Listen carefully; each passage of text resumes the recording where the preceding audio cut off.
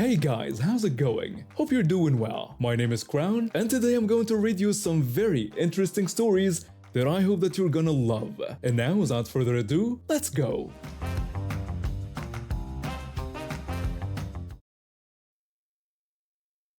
My family hosts Thanksgiving every year. We have a big house with plenty of space for everyone.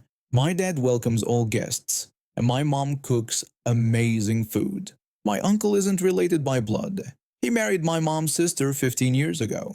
At first, he seemed okay. He worked as a truck driver until he hurt his back. My dad thinks he exaggerated the injury to get disability benefits.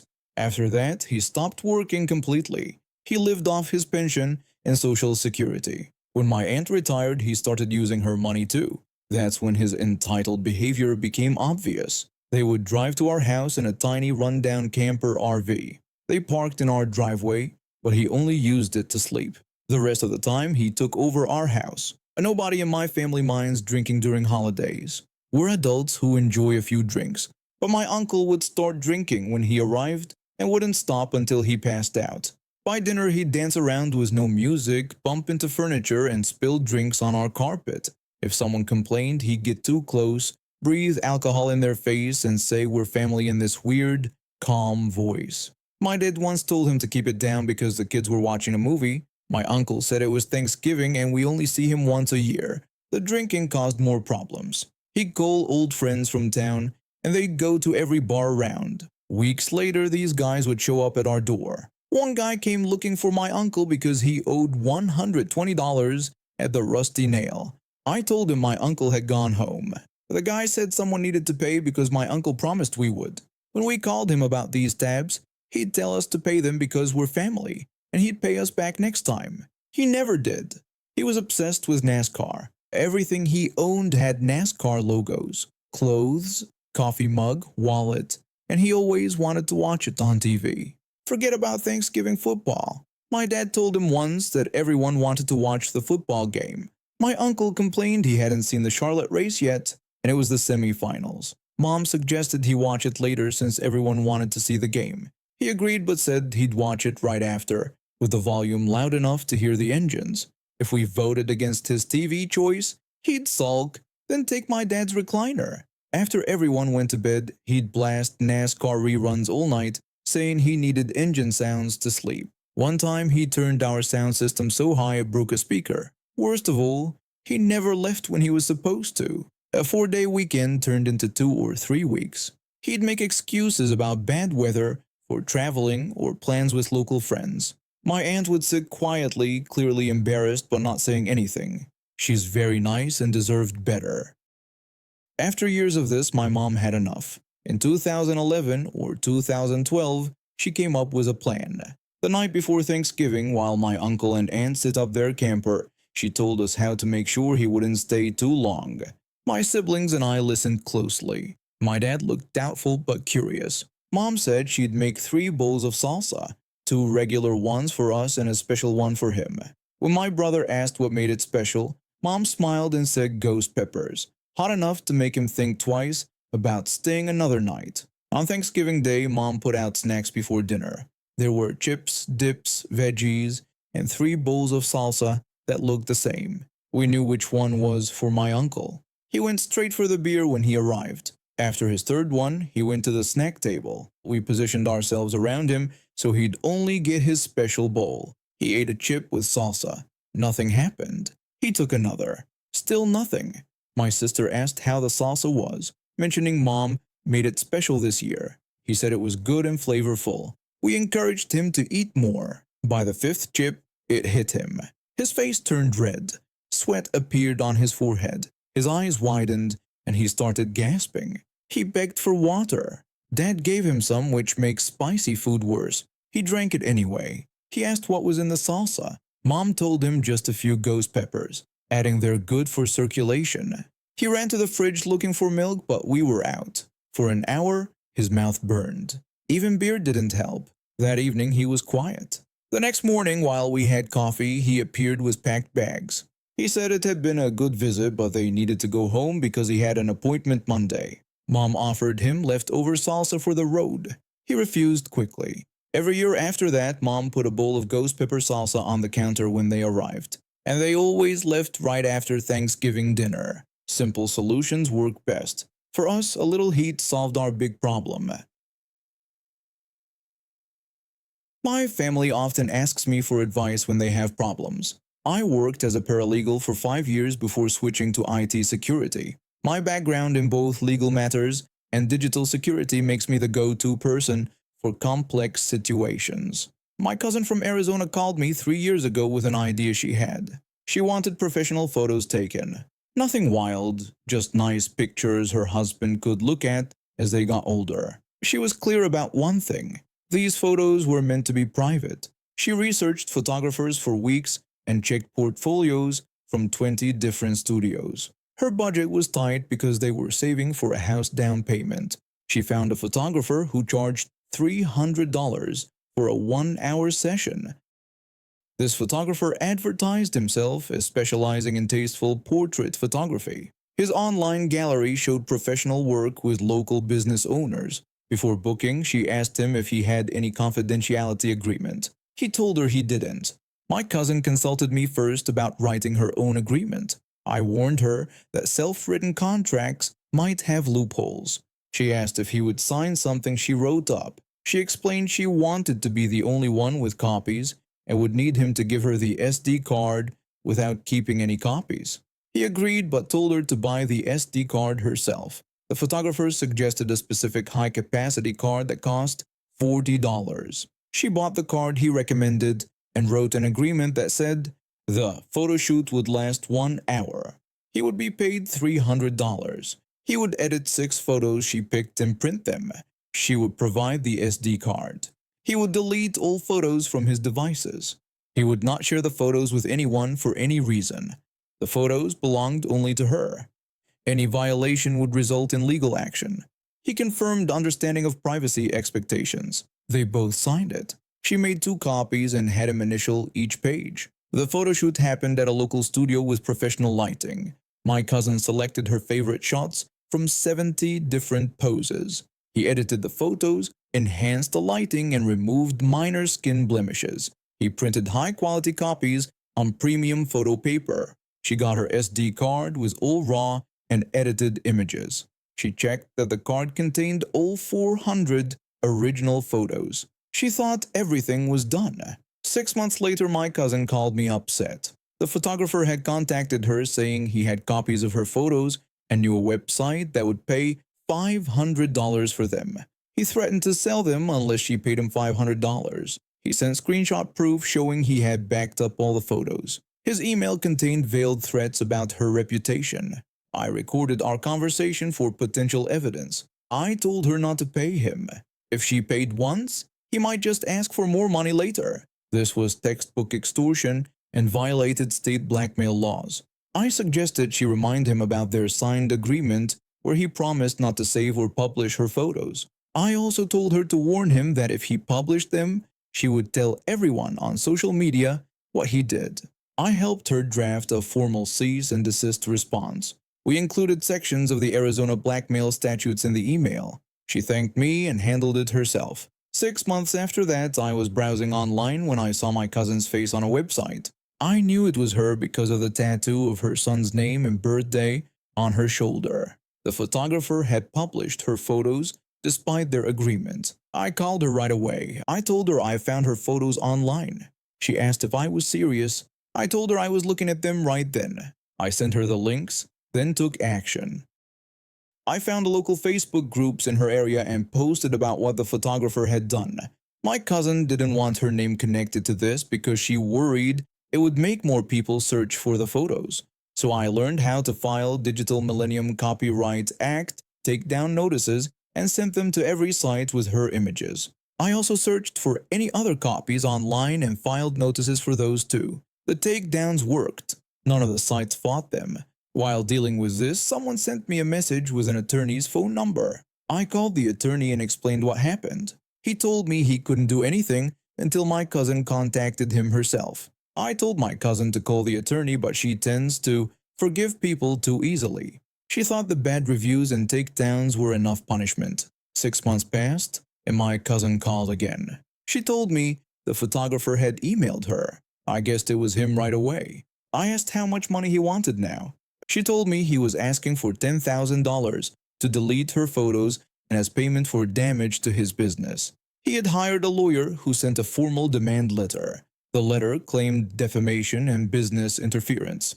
She mentioned that people didn't want to hire a photographer who shared private photos without permission. His business reviews had dropped from 4.8 stars to 2.1.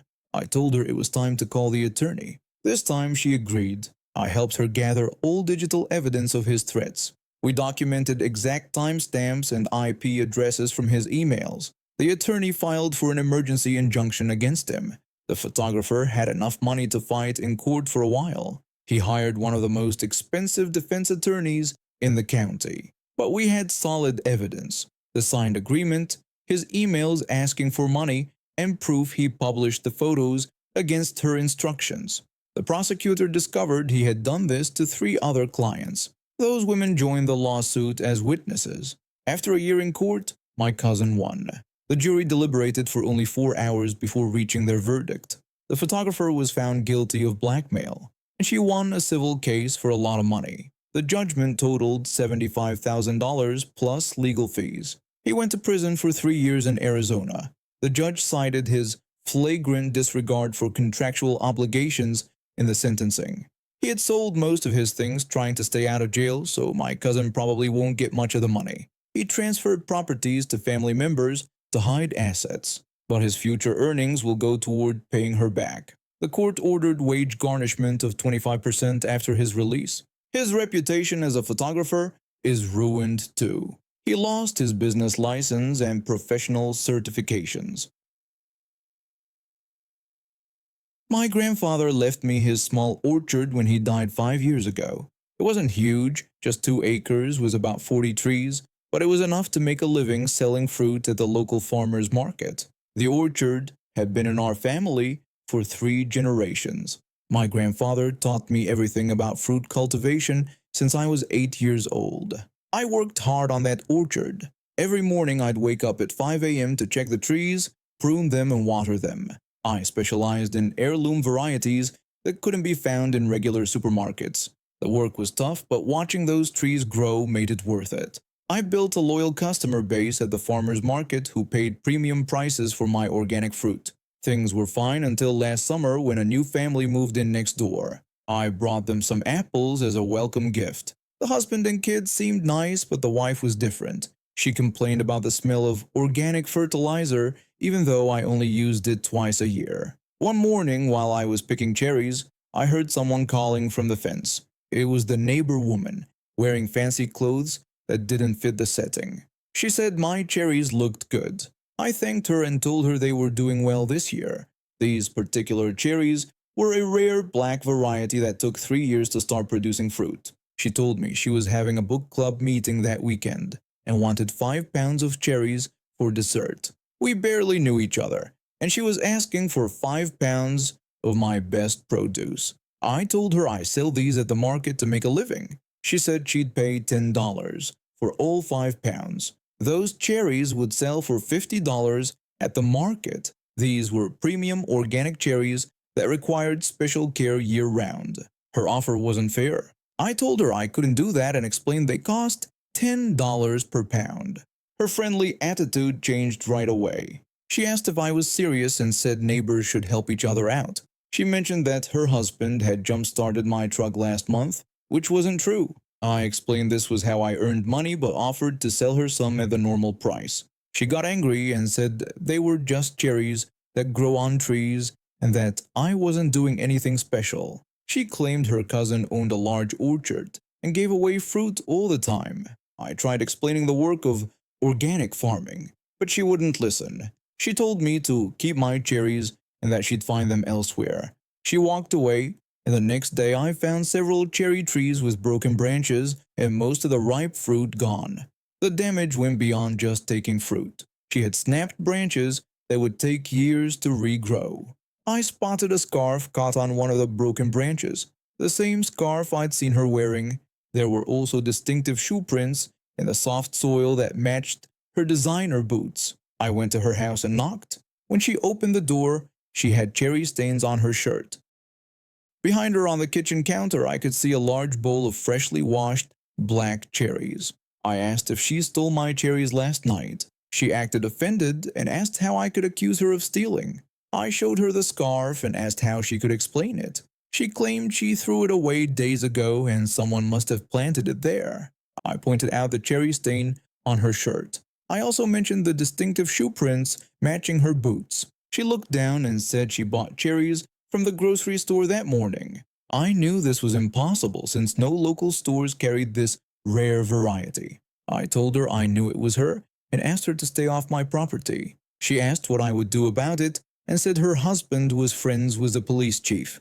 She threatened to report me for harassing her if I didn't drop the matter. I left without saying more and installed security cameras that afternoon. I also added motion sensor lights and reinforced the fence around the property. Everything was quiet for a week. I noticed her watching me from her window each day while I worked. Then I woke up to smoke. Outside flames covered the eastern part of my orchard. This was where my oldest and most valuable heritage trees grew. I called the fire department and tried to control the flames with my garden hose. By the time help arrived, 10 trees were destroyed. These trees were over 40 years old and irreplaceable. The fire chief said it was arson. They found gasoline traces. They also found a partial footprint in a gasoline puddle near the point of origin. I knew who did it. The police questioned the neighbor woman, but she denied everything. She claimed she was asleep when the fire started and had witnesses to prove it. Without proof, they couldn't arrest her. I made a plan. I borrowed additional cameras from a friend who worked in security. I told everyone I was leaving town for a family emergency, then hid in my shed with a view of the orchard. I'd noticed she always checked my driveway before doing anything suspicious. Around midnight, someone came through the fence. It was her carrying a gas can. She was wearing gloves and different shoes than usual, thinking she was being clever. I recorded everything as she poured gasoline around more trees. She focused on my prize-winning apple trees that had taken 15 years to mature. When she was about to light a match, I called the police. They caught her in the act. She tried to say she was checking if someone was vandalizing the trees. The officer asked why she had a gas can and matches. She claimed she found them there and was removing them for safety. She said I had been mean to her and wouldn't share cherries even though we were neighbors. She tried to blame me for framing her out of spite. The judge found her guilty of attempted arson, trespassing, and property destruction. The prosecutor also added charges for the previous arson based on matching soil evidence from her shoes. She got 2 years in prison and had to pay me $75,000 in damages. Her husband testified against her at the trial, revealing her history of entitlement and revenge tactics. Her husband divorced her while she was in jail and moved away with their kids. The community rallied around me with a fundraiser that collected another $10,000.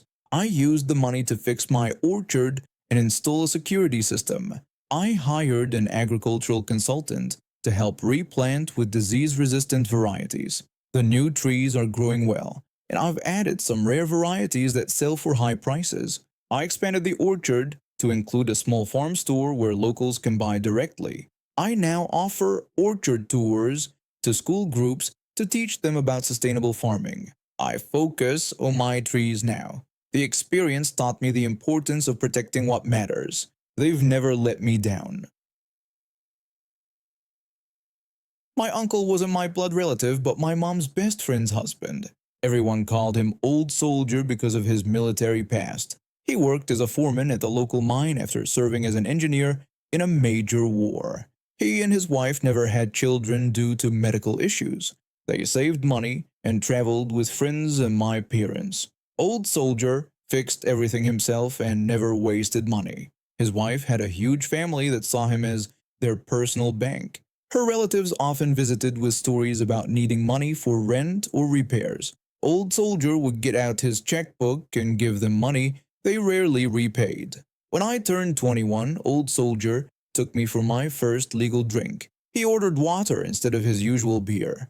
I asked why he wasn't drinking. He told me he had diabetes and couldn't mix alcohol with his medication. He asked me not to tell anyone, especially my mom. I said his secret was safe, but suggested he should tell the family. He said he would eventually and told me to drink my beer before it got warm. His wife's nephew sat in the corner listening to our conversation. Years later, my mom called and asked me to come over. When I arrived, she was crying while Old Soldier sat next to her. He asked me to make drinks, coffee for mom, tea for him, and whatever I wanted. Then he told us he had terminal cancer, stage 4. He said he had about 3 months left and wanted to arrange his affairs. He made my mom promise not to tell his wife's family yet because he had plans to set up. Mom started to object, but he cut her off. He reminded her that none of them visited after hearing about his diabetes. He mentioned the nephew had said, "Too bad it's not cancer." Now the nephew got what he wished for.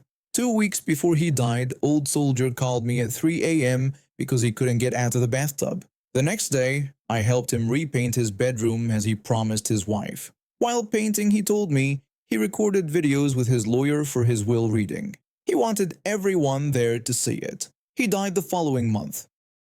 We later found out he took his own life rather than suffer through late-stage cancer, but we kept that private. The lawyer's office was full of people I barely knew, distant relatives of Old Soldier's wife who only appeared when they needed money.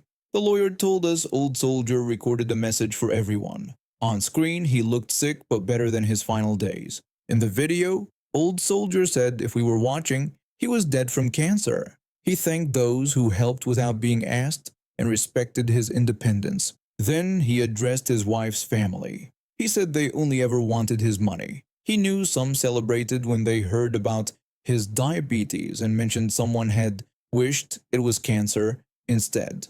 He explained his will. His money would go into a trust managed by his lawyer. Nobody would get anything until after his wife died. She could live in their house until then or until she needed care.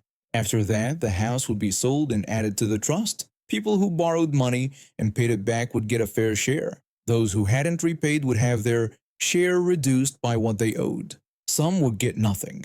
His wife's sister would get the largest portion as his only blood relative. Her children and grandchildren would be provided for, and his wife would have her own separate funds. He looked at the camera and called me his honorary nephew who helped him out of the bathtub and painted the next day. He said I would get a special portion and should use it well. The room erupted after the video. His wife's family was angry about waiting. We nodded to the lawyer and left. 3 months later, the lawyer called us back. Old Soldier's wife had moved to assisted living, but something was wrong.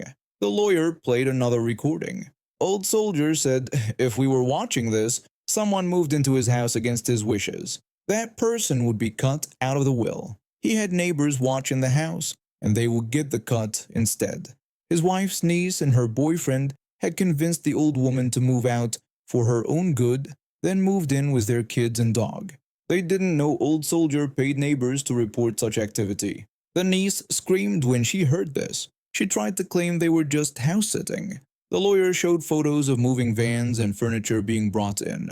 Old Soldier had the last laugh. He knew who would take advantage and caught them red-handed. That same nephew who wished cancer on him got nothing, while I received enough for a down payment on my first house. Old Soldier always believed the best victory is the one your enemy never sees coming. And now we have reached the end of today's stories. Thank you for watching, and see you next time.